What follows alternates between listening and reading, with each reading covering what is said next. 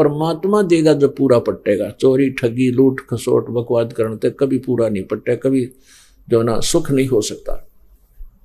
और यदि हम 2 नंबर के काम से कोई धनवृद्धि कर भी लेंगे तो फिर एक झटके में या तो कोई बालक बीमार हो जाएगा या खुद की किडनी फेल हो जाएंगी, 3.5 लाख में पांडा छूटा, मर जा तोता जुबना।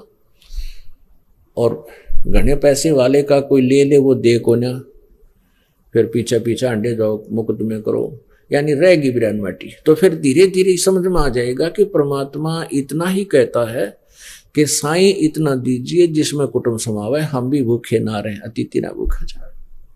हमने देखा ये उद्योगपति अरबपति खरबपति अपने हेलीकॉप्टर मर गए, और जिसकी खातिर सारी उम्र दौड़ धूप राखी चटपट राखी अटपट, और वह संपत्ति यही रहेगी, एक साथ नहीं गई।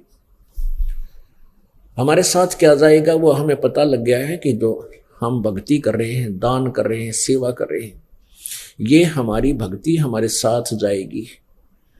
और ये संपत्ति जिसको हम जोड़ कर बेईमान बनकर जोड़ रहे हैं, हेरा फेरी करके इकट्ठी कर रहे हैं, ये यही रह जाएगी। इसके जोड़ने में जो पाप हमने किए उससे हम लद्दे जाएंगे, फिर वो पाप हमारी कमर पर पिट्ठू की तरह बांध दिए जाएंगे, और चल बेटा धर ले अपने कमर पर, चलो यहाँ से। वो पाप साथ जाएंगे, संपत्ति यही रह जाएगी।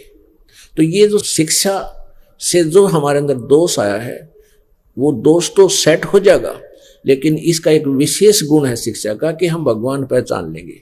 क्योंकि जिन सदग्रंथों को हम तथ्य युक्त मानते हैं, एथेंटिक मानते हैं, आज उन्हीं को हम स्वयं पढ़ रहे हैं। और पहले ये नकली गुरु ऋषि मैं ऋषि सट्टे मारा करते, न कहीं का पता नहीं था, लेकिन ये संस्कृत जानते थे। इस संस्कृत भाषा के परिचित होने के कारण, विद्वान होने के कारण हमने इन पर विश्वास कर लिया कि ये जो कह रहे हैं वह सच्ची है, सत्य है, और इन सदग्रंथों को पढ़कर ठीक ढंग से समझकर हमें बताया है। तो हमारे पूर्वज अशिक्षित थे, इसलिए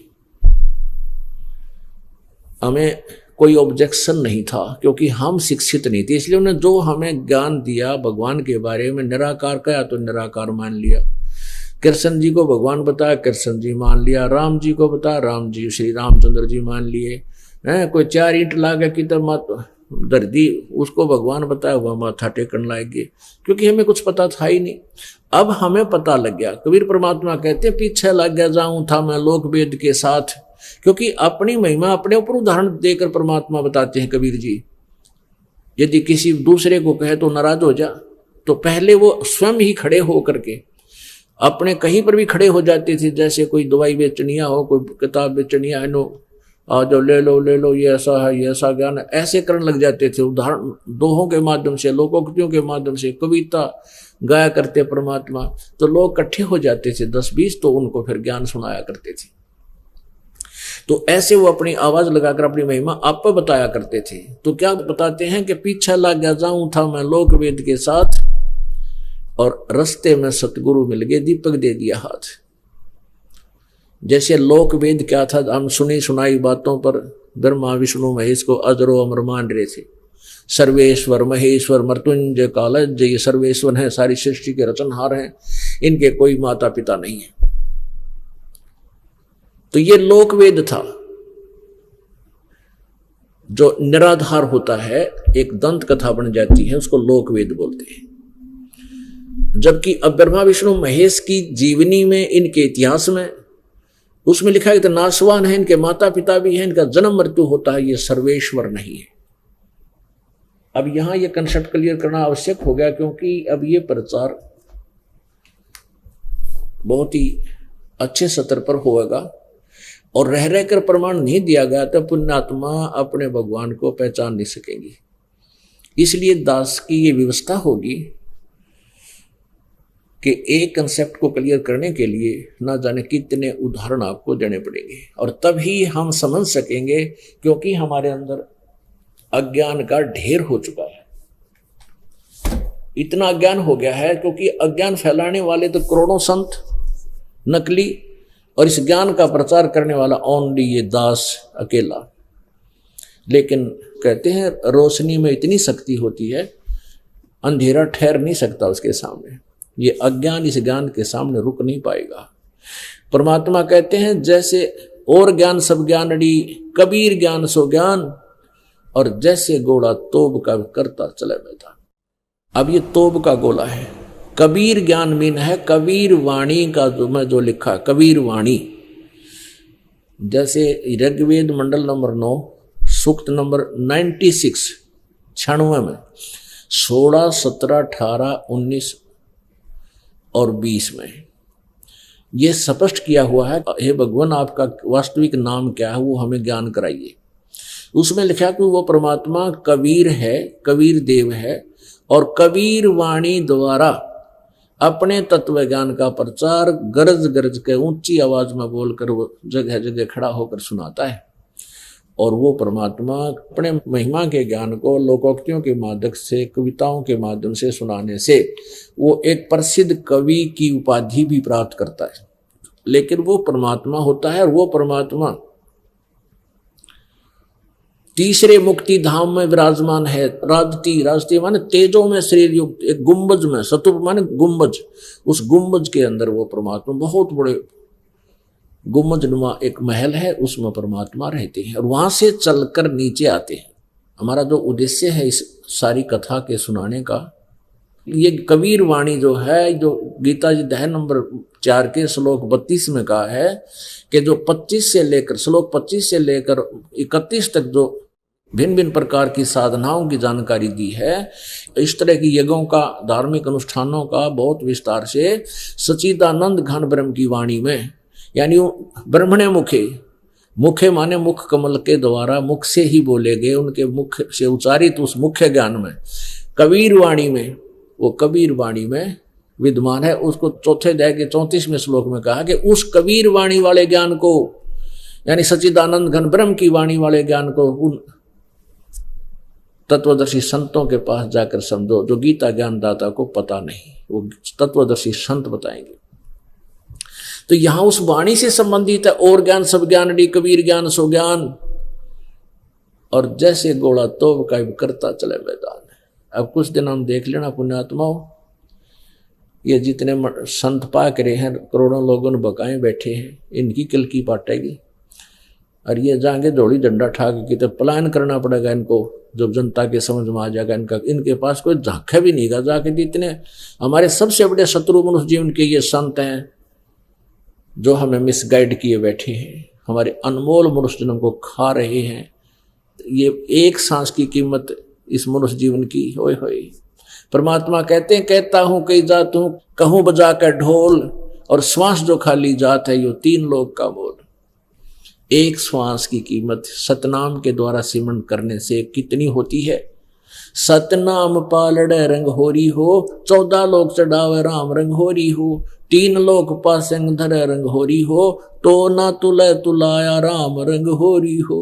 ओए होए, एक श्वास की कीमत, एक श्वास, वो श्वास से सिमरण एक सतनाम होता 2 अक्षर का, जिसमें एक ओम मंत्र है और एक तत्, वो सांकेतिक है, दास बताता है, जिनको उपदेश मिल चुका है उनको मालूम है।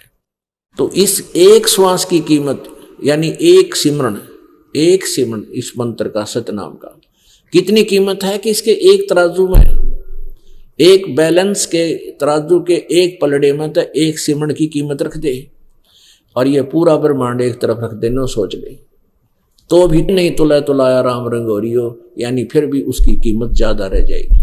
तो ऐसा कीमती हमारा जीवन है, और ये लोग हमें गलत मंत्रों पर, गलत ज्ञान पर आधारित करके यहाँ फंसाए बैठे। तो ये काल के पक्के दूत हैं। जब इनको पता लग जाएगा पुण्यात्माओं को, छोड़ के भागेंगे इनको। परमात्मा कहते हैं, बेड़ा देखा जरजरा उतर चले फड़क। जैसे रात्रि के समय में किसी बेड़े पर बैठकर चल पड़ते थे, पहले नौकाएं भी नहीं होती थी, एक फ्लोटिंग बना लेते थे, एक बेड़ा सा, यानी 5-10 फुट का चौड़ा, 20-1 फुट का लंबा, उसमें लकड़ वकड़ी से हल्के हल्के बांध गए, उसको बेड़ा बोला करते। कहते हैं जब अंधेरे में बैठते गए उस बेड़े पर, और जालिए बीच में, और साथ में दूसरा बेड़ा आ गया, ओके ठीक ठाक, तो डूबन का कौन है। और जब अपने वाले का पता लग गया, अरे तो डूबोगे तो कति कंडम है, तो कहते हैं जब बराबर में दूसरा आया ना बढ़िया वाला, ऐसे कूद गए, फड़क कर कूद जाकर मर गए तरह के जो। तो ऐसे जब तुम्हें ज्ञान होगा कि तुम कितने खतरनाक दौर से गुजर रहे हो, इन नकली संतों के द्वारा अपना जीवन बर्बाद कर रहे हो, एकदम ऐसे फड़क कर भागोगे वहां से और इस दास के पास आ जाओ, तुम्हारा कल्याण तब होगा। तो ये लोकवेद होता है, जो दंत कथाएं होती हैं, झूठा ज्ञान होता है, उसको लोकवेद कहते हैं। तो परमात्मा कहते हैं आम व्यक्ति, जनसाधारण जो भगवान को चाहता है, वो अपने अपने क्षेत्र में जो भी प्रचलित ज्ञान है, अध्यात्म ज्ञान है, उसको कर रहा है, उस पर लग रहा है। और फिर जब उसको उसी मार्ग में, भक्ति के मार्ग में जब तत्वदर्शी संत मिल जाता है, यानी तत्व ज्ञान रूपी जब दीपक उसको मिलता है, तो तुरंत त्याग देता है उस सब साधनाओं को और सुमार्ग पर चल पड़ता है। फिर तत्व ज्ञान की रोशनी में वो भटकता नहीं। तो क्या बताते हैं परमात्मा कि पीछे लग गया जाऊं था मैं लोक वेद के साथ, रस्ते में सतगुरु मिल गए, वही दीपक दे दिया हाथ। ये तत्व ज्ञान रूपी, जैसे ये दास पहले तत्व ज्ञान रूपी या रोशनी टॉर्च दे दी, जैसे ये दास पहले हनुमान जी का पुजारी था, श्री कृष्ण राम का पुजारी था, विष्णु और शंकर जी का पुजारी था, बाबा श्याम जी का पुजारी था। अब ये लोकवेद था, उस लोकवेद के आधार से हम मंगलवार का व्रत भी रखते थे, 100 रुपये की बूंदी भी बांट देते थे मंगलवार को, और जिस दिन 11:15 की बांट देते थे घनी खुशी मान्या करते, वो बड़ा गजब का दान हो गया, दया करी भगवान। लेकिन वो दान भी व्यर्थ था, वो साधना भी व्यर्थ थी, वो भगवान भी नहीं थे, वो पूर्ण कंप्लीट गॉड नहीं थे जिनकी आड़ हम लिए बैठे थे। वो लोकवेद था। जब इस दास को तत्व ज्ञान रूपी दीपक मिला तो सतगुरुदेव से, तुरंत त्याग दिया उनको और सुमार्ग पर चल पड़े। तो कहते हैं वो लोकवेद था, लोकवेद के साथ से जो आधार से हम साधनाएं कर रहे थे। तो ब्रह्मा विष्णु महेश शिव जी, रजगुण ब्रह्मा जी, सतगुण विष्णु जी, तमगुण शिव जी को हम क्या सुना करते थे नकली ऋषि महर्षि और गुरुओं से, कि अजरो अमर हैं, सर्वेश्वर हैं, महेश्वर हैं, मृत्युंजय हैं, कालज्ञ हैं, इनके कोई माता पिता नहीं, ये सर्वेश्वर सब ब्रह्मांडों के रचनहार यही है। और अब इनकी हिस्ट्री हमने पढ़ी, इनका विधान इनके इतिहास में लिखा, वो पढ़ा, उसमें पाया कि तो इसके विपरीत ज्ञान था। तो वो लोकवेद था। ये ओरिजिनल ज्ञान है, यथार्थ ज्ञान है, जो हम अपने सदग्रंथों में पढ़कर इसको देखेंगे। तो जैसे गीता जी अध्याय नंबर